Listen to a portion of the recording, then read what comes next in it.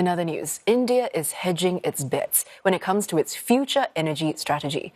On one hand, it's investing heavily in renewable energy, such as solar and wind power.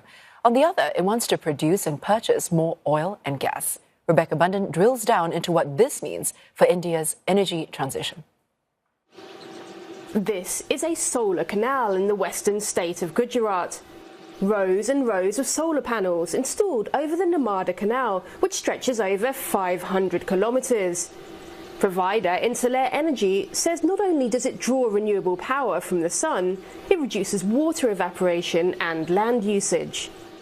Maintenance of solar plants is very easy. Secondly, the raw material for solar is free. Like wind, we are getting sunlight, for no cost. But while India is making strides in renewable energy, it also wants to produce more fossil fuels. Parliament this month passed a bill to boost its oil and gas exploration and production sector. Prime Minister Narendra Modi is inviting big energy companies to invest. And India's oil minister recently told CNA that increased production would bring prices down. Obviously, we have to supply energy to every consumer. We have to make it affordable, so the price becomes important. And therefore, we didn't have any problems earlier, and we're not going to have any problems later. We've diversified. Today, there is more oil coming on the global market than ever before. But some analysts think the gains from domestic oil exploration would be limited, given India's lack of proven oil reserves. Imports are probably also cheaper. For oil exploration, I think it will not make a huge difference because if we go back maybe 15 or 20 years, there was this talk about peak oil, there not being enough oil and so on. So those risks are no longer there. So at a price of $70, $75 a barrel, it's profitable to bring a very large amount of American shale oil into the market. And as long as that is there, I would assume that exploration in India is not going to easily pick up.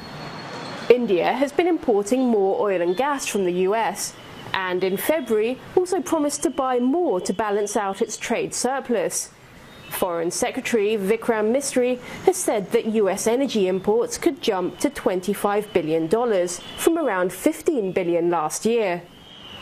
India's consumption of crude oil is expected to soar to 372 million tonnes of oil equivalent in 2033, an increase of about 40% from 2023, according to the Economist Intelligence Unit. That would make India the biggest contributor to the world's oil demand growth over the next decade.